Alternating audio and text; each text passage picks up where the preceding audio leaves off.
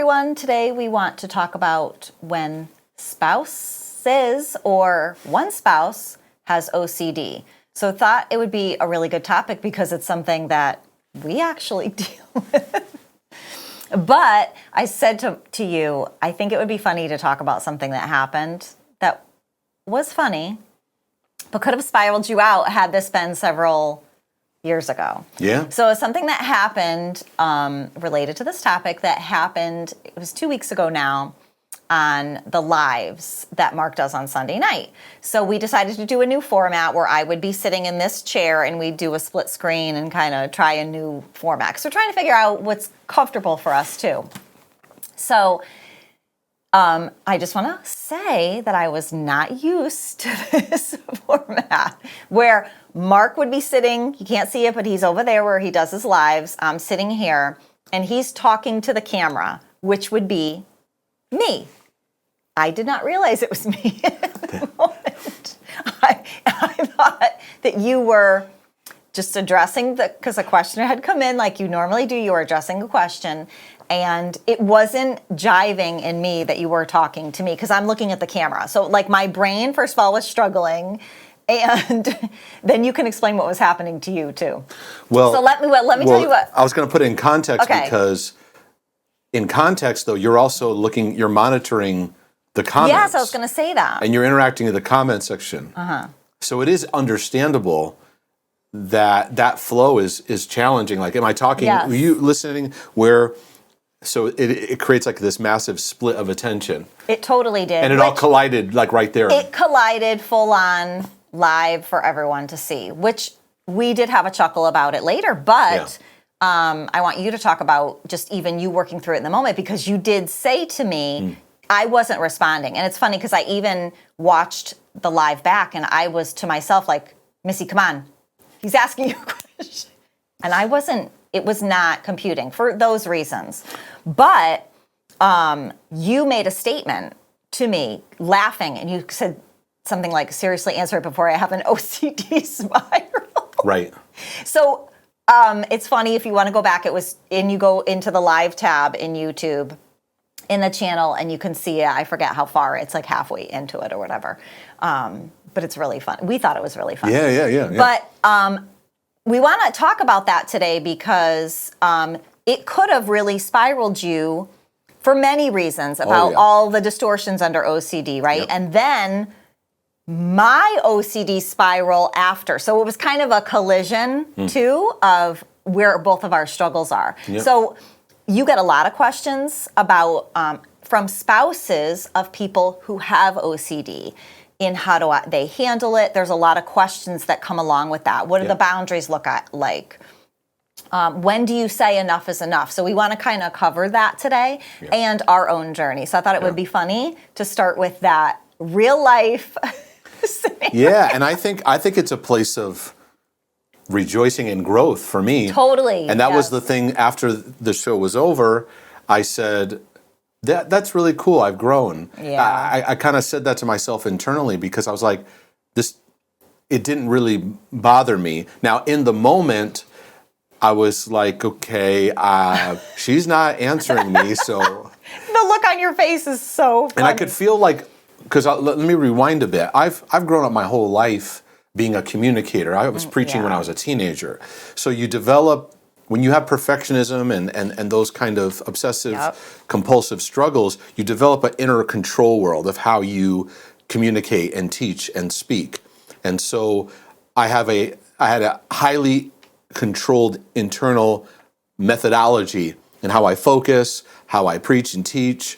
I'd even have like a certain routine, preparatory routine beforehand, so forth, that became obsessive compulsive. So over the years, I feel God has been renewing that, where it doesn't have to be perfectly polished, and to be yes, the insights and the nerdy parts and the things that I bring out and all that is great, but really experiencing the beauty of flaws and things like that. So when we did our podcast together, the more we did it, I found my control issues would ramp up, and I'd want to format things a certain way.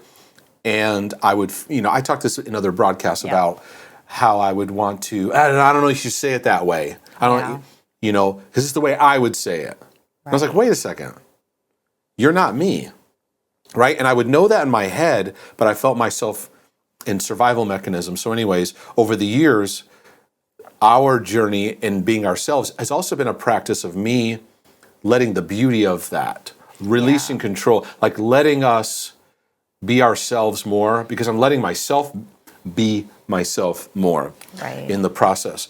So old Mark would have probably gotten upset. Yes. Like, you wouldn't have let anybody see it. Come on. Right. Don't let people see it. Right. Then maybe afterwards we talk and I'd be like, what happened? No, you would not yell at me like that. Well, you know what I mean. You never yell at me. No, but I could see it on, you had a perfectionist frustration of how you wanted things to flow too and come across. And I'm not wired that way. Now, I've had to learn a lot too, because I can't just be like, whatever, I'm just going to, whatever. Right. And I fought that in my own way, because I would buck up against it of like, I'm not going to do it your way. I just want to be myself. And no, you have to prepare and you have to, but we do work differently. That's a form of control in itself. Right. I'm going to buck back, not do it that way. And then I would say, forget it, I'm not doing the podcast anymore. Forget it. I would be a brat and a baby. Forget it, I'm not doing it anymore. Forget it. Yeah. And you would be upset. Yep. Yeah.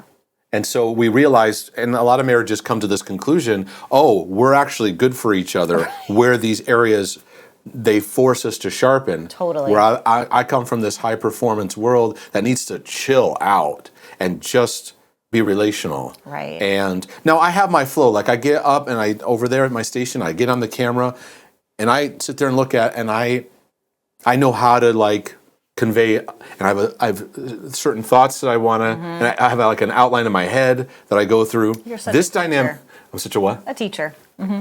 This dynamic's different, right? Because I forget my train of thought. We go a different avenue, right? So I welcome the loss of control. So in that moment, I was like, this is actually kind of funny. I'm like, I hope you're okay. I looked out of it too. I was like.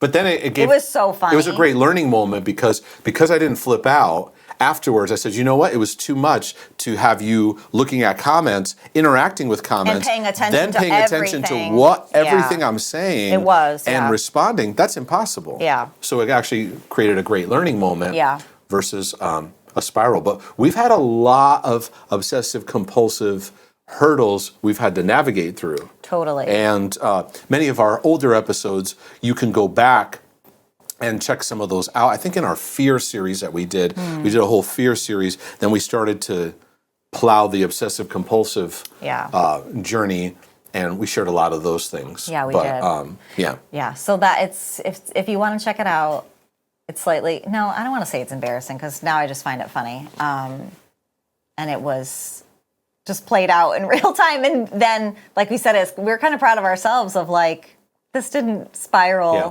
But okay, for me though, with my obsessive tendencies, there was that part in me of replaying. I did have to battle that for a little bit of like wanting to fix it. Yep. Because I don't come across the best, right? And so when you see it played out, it's like, ugh, you're going through like, there is a little bit of shame of it. Now, the people that watch us and love us and follow us and know that, and I even interacted with somebody in the comments about it, because it was a funny moment in the distractions of it all. But there was a little slight shame that then spiraled me a little bit of like, I wish I could have fixed that moment. Like, when you see it play out. People would probably be shocked how many times I put together a video and I have an intrusive wave coming at me. Yeah. This is stupid. Nobody cares. Right. This is dumb. This part wasn't right. You could have said this. You could, like, a very strong inner critic that actually could tempt me to go, forget it, I'm not posting this. You'd be shocked how many times that would happen, because the post analysis is has been a journey for both of us. Post analysis of get up and talk. Afterwards, what you analyze. You have a conversation with somebody. You leave. You spin about what you said, what you didn't say. Meet somebody new. I have a business interaction. They think that I'm dumb, or they think this, and you start fueling this distorted shame-based perspective. Right. It has taken practice to navigate through that. It totally and be able to work through that. I think what has helped me, and this is something I've encouraged for you, is you mentioned shame, because shame is a killer. It enters in at any vulnerable moment. Like whenever there's vulnerability in a situation, shame comes in. Because when you're vulnerable, it's like you're kind of open to a lot of things. You're not as controlled, so to speak. And I learned that when I feel that kind of that feeling after I've attempted to be vulnerable, or I communicated something, that the shame rising actually means I'm onto something good. But shame is rising up to keep me. Because you want to avoid. If you feel shame, you want to avoid. You want to avoid trying again? Yeah. So, for example, if I meet someone and we're developing a relationship and I share something with them, right, that's vulnerable, and they don't really acknowledge and connect, right? Shame attack happens later. Oh, so stupid, right? Nope. I was onto something. I took a step of faith, and that's beautiful, and it wasn't received. So I put together a video. My thoughts weren't all perfect. I didn't flow the way I thought I was going to. Didn't come out. And somebody's like, oh my goodness, this video changed my life. It's like, what? That was the worst video I've ever, in my mind. Right. So I think that, anyway, that's helped a lot in our journey of realizing when that kicks up, you might be onto something. And you actually may have done a good thing in trying to take a step and take shame away, then you learn. Totally. So anyways, that's so true. Yeah. Anyway, so you can go look at it. So, okay, I want to get to the deeper heart, too, of when OCD is happening in marriage in between two spouses. And let's start from the perspective of one spouse struggles with OCD and the other does not, and has really no understanding in a lot of ways of how to even deal with it. When you have an obsessive spouse coming at you nonstop for validation in their compulsions, obsessions, needs help, needs to talk it out constantly.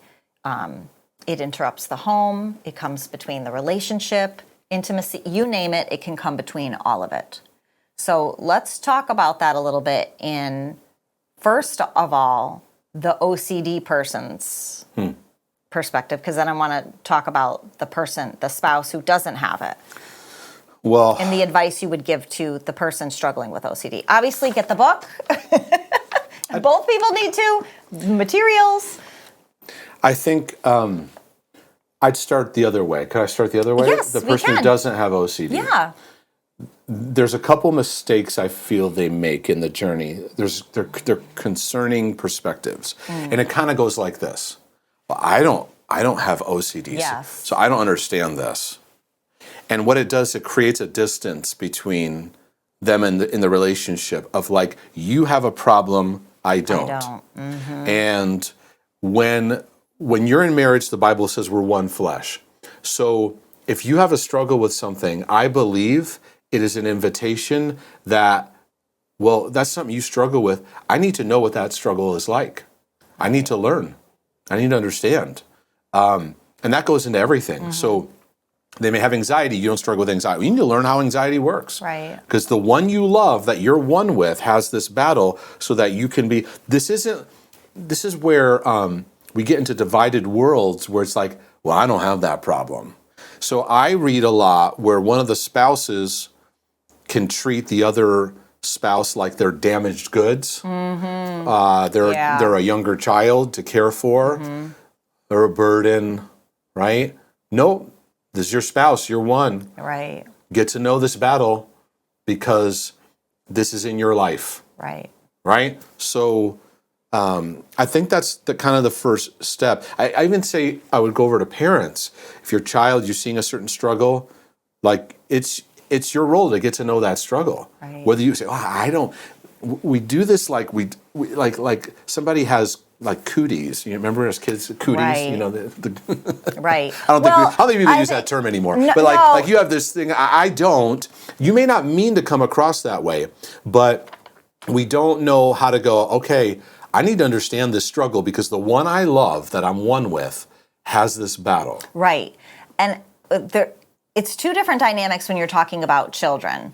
I personally have a difficult time with parents that don't get resources, find resources, and try to do everything they can to help their child. They just go, oh, my child has an issue, and gives them off to a counselor. Correct. Doesn't know what's going on in the hour session, maybe gets an update once every couple months and goes, oh, the counselor will handle it. I understand where people can then get to a point where they need intervention, but off the jump, that's your kid. It's just my personal opinion. Now, a spouse relationship is a different relationship.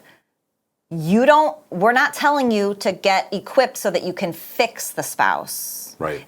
Not to understand so you can fix them. No, they have the responsibility of their own. But it helps to be equipped in the knowledge of what's going on here. How can I best position myself to be the support, the champion for health and wholeness in our house? Yeah, you're exactly right, because the goal is not you become the fixer. The goal is you become aware, because with an obsessor, you can see, you don't need to be a mental health professional to see like, oh, this is neurotic, or this is too much, this is overboard. Because obsessive compulsives, they make a bigger deal out of things than they need to.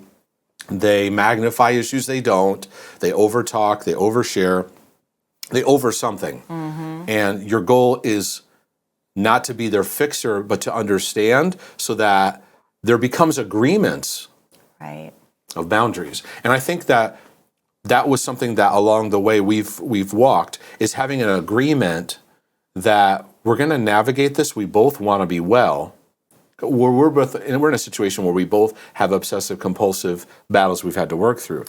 But even if there's an area you struggle with that I don't necessarily have that exact struggle, I get to know that. Right. I want to surround that with compassion. I'm not your fixer. No. I'm not your counselor. I'm your husband. So I want to lovingly interact with that. But then there's also moments too of like healthy boundaries of saying, no, we're not feeding this issue. You've had to do that with me.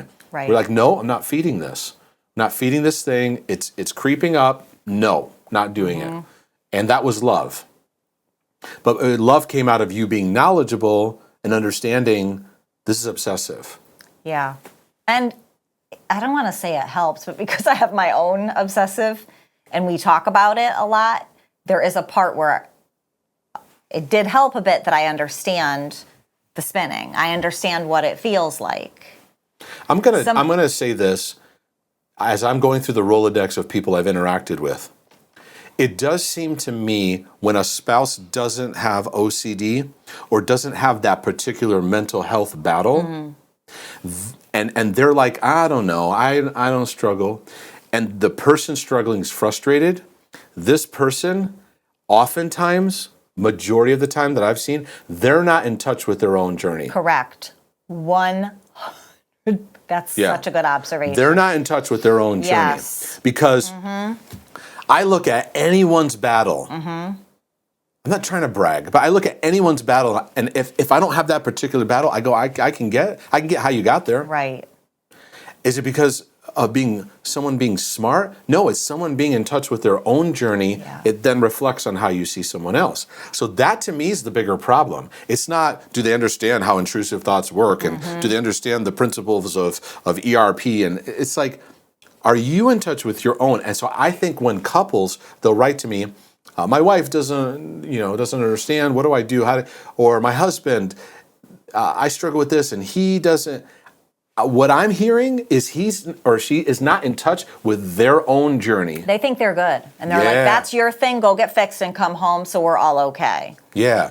There was one even email that was sent in to me where it was like, well, I come from a terrible family, difficult. My husband comes from a very nice family. He doesn't have brokenness. He doesn't have, and I'm like, oh, look at this dynamic. Right. And what I want to say is, oh, your husband's a perfectionist. Right. He's got all kinds of shame and brokenness, but he comes across like his armpits don't stink and he doesn't have bad breath. And so then when you have a struggle, it brings out an appearance of, well, I don't have that issue and you need to get it together.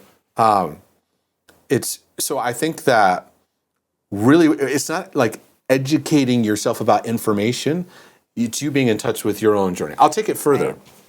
Like you talked about a parent who has a kid and then they ship them off to a counselor versus like learning and doing the work themselves. If our daughter, for example, if Abby was manifesting a struggle and we were like, we need some further help, I would go see a counselor. We would, right. For me. Right. We don't think that way. No. And people would ask me, hey, do you work with kids? And I go, no, but I work with parents. Right. And they go, it's almost like I said, no, I don't work with kids. And I said, yes. That's what they don't realize. I said, yes, I want to work with you. Because, and where they go is shame. Oh, because you think it's my fault. Right. No, it's not No, anyone's we fault. want to equip you to be the most powerful voice in your kids' life. There's stuff flowing in your generations. There's ways of parenting that can be modified, adjusted, awareness, outside perspective. So I'm going to go. In fact, in some counseling I did a few years ago, it was for this. There were some parenting things that I went. I need work on issues in me because I know these parenting issues are bringing up things that I need to work and heal through. Right. So your spouse may not spin out in intrusive thoughts or have the disturbance your spouse does, but you have your own issues. Beware of like, my spouse has a mental health battle, and I don't. And you don't? You don't? Because I see mental health on a spectrum anyways. It's like we all have areas that, what I talk about in these materials, there is not a human on the planet that doesn't have some sense of somewhere in there that they struggle with. As you can see, I'm passionate about this. But I think that's where we want to look to the technique of how do I relate to my OCD spouse. First starts with working on yourself. Are you aware of your own battlegrounds? Right. And two, do you learn about, become intrigued? What is it like to be in that world? You're married to this person. Right. You know, this goes into goes into a lot of areas, not just OCD. I was just going to say that as we're even talking, it's hard because my brain is going through all these directions, like how you need to be for each other in the covenant of marriage can apply to OCD, anxiety, fear, whatever it is. Yeah. You need to figure out how, because you guys are together. You like really. Your healing journey, I feel like, begins once you get married and everything collides. Everything gets challenged. The way you love, your intimacy, the way you deal with problems. Yes, you need to figure out foundational things before you get married because it makes us crazy how many people get married and never talked about like anything. Anything. Right. And I get what the lusties do to people. I get it. Right. But like you got to have conversations because there's serious things. The lusties? The lusties. The lusties. The lusties. But really this applies to everything. And I think that's been the biggest journey for you and I, especially in the arena of obsessive compulsive, is how to position ourselves to be a loving support, filling in areas of nurture as your wife. I'll speak from my perspective, to be a help in calming you, being a support to you, just loving you and encouraging you as you're working through it. And I can see your physical reaction at times to where I can do that for you. It's very special between the two of us. Yeah. And it may not cure you in that moment, but it brings a like centering of you and I in our closeness. Yeah. Oh, are you feeling it right now? Yeah. Well, it brings back a lot of memories, and I would, as I'm coaching a lot of people, and it reminds me one of the beautiful things you've brought into my life is you help me to de-escalate how I made certain thoughts so tragically So big, big. yeah. And like, I got to fix this. You brought a nurturing presence of like, yeah, it's not a big deal. You're all right. Yeah. Then now you talked about like your assurance and comfort. There's that reassurance thing where like now I found this nurturing presence. So, okay, let's talk from there of where I give you that, and now you'll be like, okay, I need to have that feeling all the time. And you go back to that. You go back to that. So then the obsession is stirring up in me. I go back, get the comfort. Now I'm doing a reassurance thing. Because we've had that problem, Yeah. right? Am I okay? Am I okay? Right. Am I okay? Am I okay? And that one it took me quite some time to detox it and starve it. And sometimes I felt like, oh my goodness, I don't know if this is ever going to go away. I felt like another round. Oh, I thought I'd gotten through all these other OCD things. Now I got this other one. But that one's been very helpful. It created so much more space in my head because I didn't feel all these things that I had to keep chasing. Right. But it took practice. And I realized that I need to receive the blessing of the nurture that you bring in our relationship, but I don't want to take that for granted. Right. And that's where I sober up to the beauty of love. There's love here. I want to treasure it. Hold on, I have an allergy cough. Sorry, everybody. No, it's Allergies okay. are so bad right now. Yeah, I know. I'm stuffy too. I felt the dryness come over my throat. What I shared was so good. It was, and I had to cough. It caused the mucus to I'm sorry, I don't want to cough in the to microphone increase in tonight. your nose. No, but that's so good because we're not trying to sit here and say we're perfect in it in our marriage, and it's something we continually work on. But it's been a really beautiful journey of I didn't have to always have my dukes up with Mark. I didn't really know how to be a wife in the beginning and what that looked like, and all of our stuff inflamed really quick on our honeymoon. Sure. Yeah. From the jump, it was like, all right, swords out, let's go. Okay, you can put the sword down. Like, there was different stages of that, but learning that I can be a nurturing safety for you so that now you have an imprint which you never knew before of what that looks like. Right. So now, which is what we're meant to do. Yep.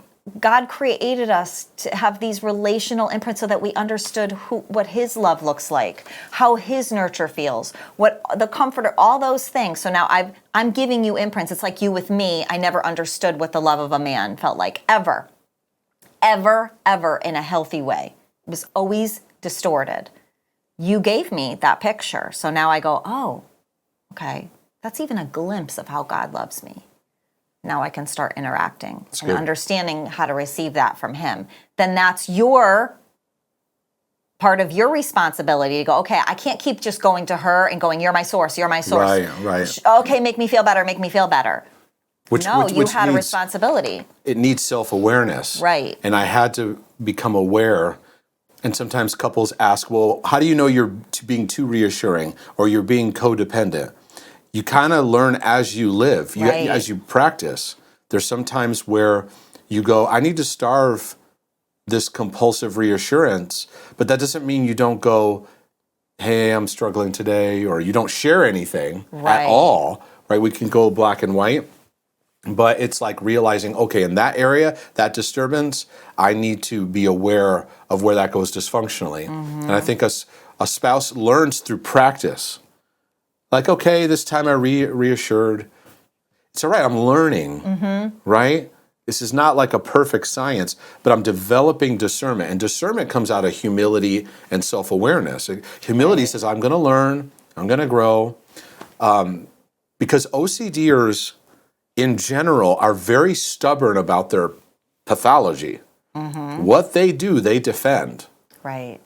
You know, people ask me questions. If they're spinning about their salvation, but Mark, we must be concerned about our salvation. Right. Not in the way that you are, no, sorry. But they defend it, right? So we're very stubborn, I could say even prideful about our way of, and humility goes, okay, I'm goofy. Right. And I got issues. Right. And I don't do things in the healthiest of ways, I'm willing to learn. So it opens up that when your spouse goes, you've been you're a little edgy today. You're all right. You're a little, or they come to you and they're compulsively acting out for you to have tough love and say, no, no, we're not doing that today. Right? It's a boundary thing that takes practice because you're not the person's parent. Right. That's, yeah. Like you're not my mother this to takes practice to figure this I'm out. not your father. Like you're not doing this and go to your room and do. But it could be like, no, we're not going to feed this. Sometimes I would say, we're not going to feed this right now. Right. And sometimes it'd be hard for me to like even say it myself. I'd feel like, oh, is this too strong? No, I think I need to. But you know what? I need to put a boundary to this out of love. Yeah, there's been parts too because not only just because of who you are as a teacher and researcher and all that, we want to understand our battles, so we read about them, and it's been helpful at times where I needed you to say to me, "Yeah, it's because you grew up with this, and that." Like, Missy, this is what you're struggling with right now. Yeah. It's helped that you understand what's happening inside of me. And I go, you're right. Yeah. You're right. I think, speaking of being a student, I think we spouses should become a student of each other. Oh, totally. The Bible says in Peter, husbands, live with your wives according to knowledge. Right. What does that mean? Get out of the King James for a second. What does that mean? Like, study her heart. Right. Like, know her. Now, I feel like it's easier for me to know you if I live a life where I'm learning to know who I am. Right. I'm working on my heart, right? I have a well of letting God work on me. So when I look at you, that flows to you. If I'm not, then I'm going to be dismissive, fixy. You got this. I'll be judgy. You know what? You're just... Right. That's what a lot of people do. They judge and shame other people because they don't work on themselves. So when they see other people's problems, they don't deal with it effectively. Right. And I want to say, too, to the people that struggle with, if you're in a dating relationship, marriage relationship, especially, I think, men. Now, I do know women who have had this problem, that there's a flaw, and now they can't look at you. So then they ignore you. But we're not going to do anything about it. We're not going to face the fact that we have our own flaws. Right. Because there's that obsessive... Right. Oh, your hair looks off today. I can't like you. Right. Right? And actually... And so we then shun the person. Yeah. And we give them the silent treatment. Yeah. And what they actually need is exposure therapy. Right. Which is keep looking. Right. Not in a weird way, but... Like, that's not a problem. Yeah. Yeah, because... I don't know, it just made me think of that. Yeah, well, relationship OCDers... Yeah. Have that battle where you see a flaw, you hear a flaw, or something disturbs you, and it creates avoidance. Right. And the practical thing is like, nope, you need to sit in the midst of that. Newsflash, you ain't perfect. And that's something I've been sharing a lot with OCDers, is that you have to realize you look externally at a flaw, it doesn't allow you to see yourself accurately. Right. And then when you look at yourself, you're looking at yourself distorted. So the whole thing needs a renovation. Right. Yeah. Right. I think that we have solved everybody's problems. Yeah, we have. No. This is good. I think it's really good. Is there anything else? I think it was good because we covered, having boundaries, but yet learning to understand the battles, learning to love within those battles. Is there anything else that you would say would be a good help, specifically in marriage, when there's OCD in the midst? Yeah, it's going to take a lot of practice, and it's going to take a lot of learning what love looks like in the moment. Yes. And there are times where the other person's going to have to become aware of how their OCD happens. Mm-hmm. And so I think, like, if I was to put myself in the shoes, let's say you had OCD and I didn't, I would first ask myself, what does love look like in this situation? What does that look like? And it's a lot of things. Yeah. It's like, no, I got to know when, no, not going with you in this. It's getting out of hand. right? Yeah. That's sometimes the tough challenge, right? Because I have parents that write to me, or spouses. Their spouse is spinning off in some like religious obsession, and they're constantly praying and doing these things, right? And there is a place of like, nope, I can't do this. Right. Can't do this. They need to see that their actions impact other people. Right. You have to see that I saw where my obsessive compulsive was not helping you. And I got a glimpse of that. I didn't go into pity. I didn't go into spiraling. I sobered. Right. I went, oh, this is a sign that I need to make a shift. Yeah. I remember even way back when we were dating, I was in one of my big spirals, and we were going to go out, and you were meeting me at my condo. I remember what and I was on the floor like crying, and you walked in. Yes. And you walked in, and you you walked in, and you didn't feed it's wrong. I didn't. You said, "Hey, either get it together, or we're not going out tonight." Mm-hmm. That did something in my mind, and other people I've heard say the same thing. They realized, oh, if I don't shape up, I could lose this. Right. Right? That's not I could lose this. I got freaking panic. No. That's stop it. Sober. Get it emotionally sober. Oh, that put a healthy respect in me. It did. To work on That was issues. interesting that day because I think that was the Lord because Oh, for sure. I didn't like codependent you and what do you need right now? And that was definitely wisdom from the Lord in that moment on how to help you. And I think overall the biggest thing is encouraging spouses to A, work on themselves, and B, have an understanding of what this battleground looks like, and C, practice what love looks like and what boundaries look like and those kind of things. Right. And you'll go, that wasn't the best. I need to, because Right. each marriage has its uniqueness. Going back to the first one though, it takes work to understand your own issues. And for example, a common relationship OCD, many times guys will talk about, women have it too, but I'll use a guy as an example. He's having a struggle where he sees an attractive woman. Yeah. And he goes, oh my goodness, I lusted after her. And then he goes and he's acting goofy and he confesses it to his wife. Mm-hmm. Okay, the whole loop was a distorted loop. Right. Instead of just going, that's an attractive lady, I felt something or it didn't. It's fine. It's just a thought, let it move on. He tells her, she's appalled. She freaks out. You want her, you don't love me. Right. Right. Now, if he's doing this every day, it's going to have that effect. Right. But she has that reaction every time. Right. I'm not going to judge that, but I'm saying it does reveal like, okay, you don't understand this battleground. Because when you understand it, then you start to understand your own thoughts. Because it's like, I never have these kind of thoughts. Right. And I'm like, look at you. Right. You know, I go into a marriage situation like this, like, look at you, bright and shiny, sinless person. Right, we have joked about this, and I am not, listen, men should not be looking at women. We're not promoting a man looking at women and lusting. We're putting this in context of what happens. Yeah, and go back to my video last week that I talked about the Jesus saying you look on a woman with lust.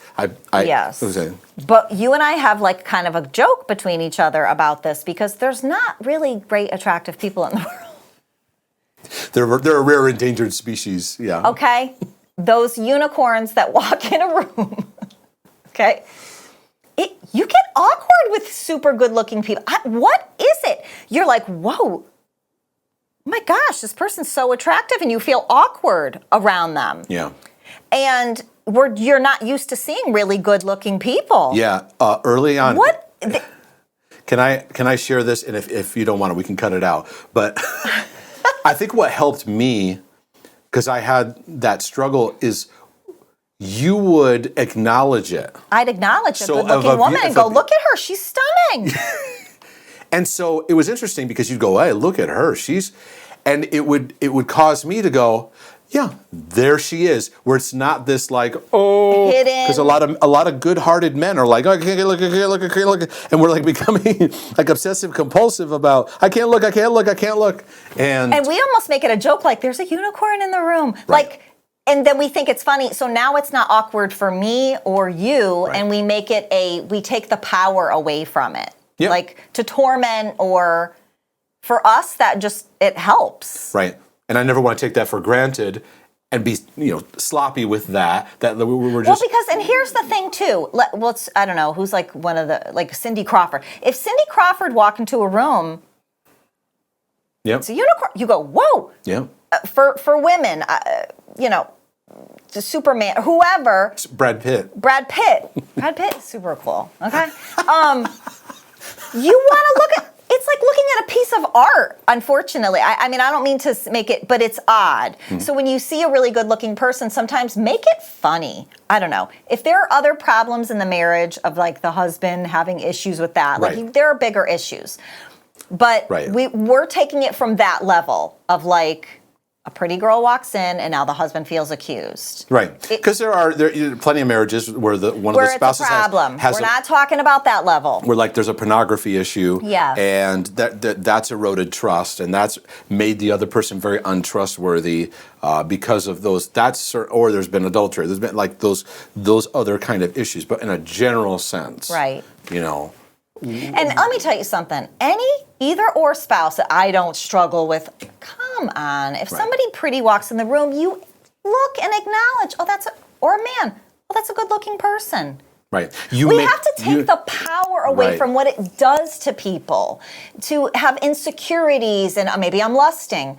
Yep. So you and I have found a way to disempower that. Correct. And work with each other on it. Yep. I hope people understand that.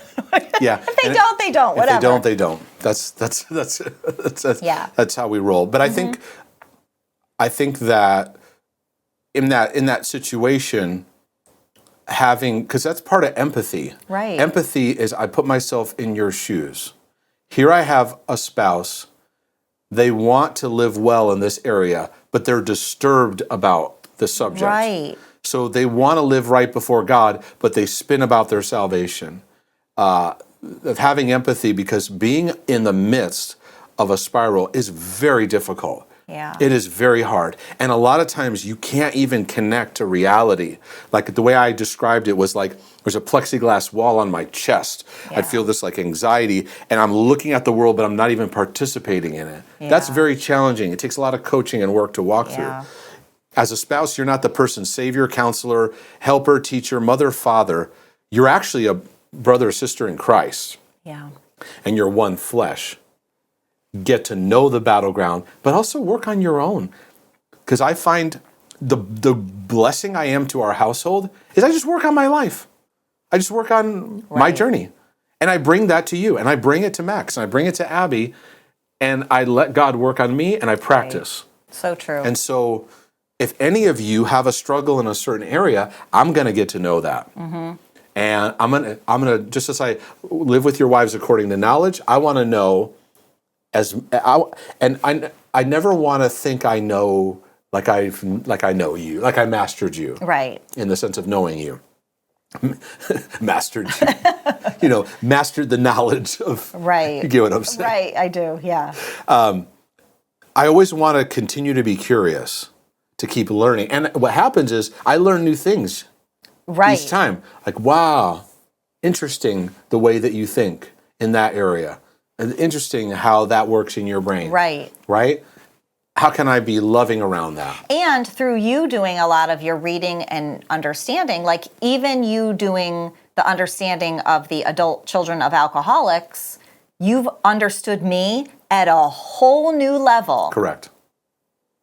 Now, underneath that is it's the adult children of alcoholics and dysfunctional families. Excellent material. You want to get to know yourself. Yeah. It's ABCs are in there. But it helps you understand me Yep. and what I manifest or why I react in certain ways, Yeah. because that's what I grew up with. Yep. So you're like, oh, okay, I get it. And I want to say this too, and we talk about this a lot when we talk especially about marriage and relationships, that I think is at the core of a lot of this in you and I and how we've been able to grow in these issues, is that at the end of the day, we've worked hard with each other to know that my heart is to get better in our marriage, to not stay stuck. So even if I'm spiraling, you know, in your language back to me, like, I want to grow. Right. And I'm showing you that. So even if I'm in a spiral, we've worked hard with each other to know the intent of our heart is, I never want to hurt you or make you crazy. Yeah. I never want to make, like... Me neither. I never want to make you crazy. So my heart is, even if I'm coming with this, like, I need your help a little. Does that make sense? Like, that's been a big part of you and I growing in our marriage. Even if we have our struggles, your intention, I know, is never to hurt me. Right. So even if you're like, I'm going crazy with this one thought of this perfectionist thing, let's use the podcast thing. Yeah. I used to take it personally. Oh, you just don't like the way I do things and you can't stand the way I do. Right. No, your intention was not to hurt me. And we've had to work on that, what that looks like as we're working those things out. Yeah, and you've provided the same for me. I think I have nothing to add to that. Yeah, so I think we need to pause right there. Right there. Okay. If this has been a blessing to your life, do us a favor. Hit that like button, subscribe to our channel, share this with a loved one who could benefit, share it with your spouse and say, hey, you need to listen to this. Right? Get the book. Be sure to get your copy of the OCD Healing Journey as my latest book, and that will help bring insight to what is at the heart. Because if you don't, but your spouse does, if you read this book, you'll understand what's at the root system, and you'll find yourself needing areas of the root system. Maybe your battleground's different or unique in how it comes out in your life, but all our root systems have similar things that we need in our life and our journey. If this has been a blessing, please take a moment to consider a one-time donation or become a monthly supporter of the ministry Expression that we are trying to put together to help you experience mental, emotional, and relationship health. But it's been fun. Thanks for taking the time today. This was great. So this is your brother from another mother. Your sister from another mister. Saying, Lord willing. And the creek don't rise. We'll be back with more insights and more resources for your healing and freedom journey. In the meantime. Thank you, everyone. Oh. She'll say, I'm out. Oh, I'm out. Goodbye. Thank you, everyone.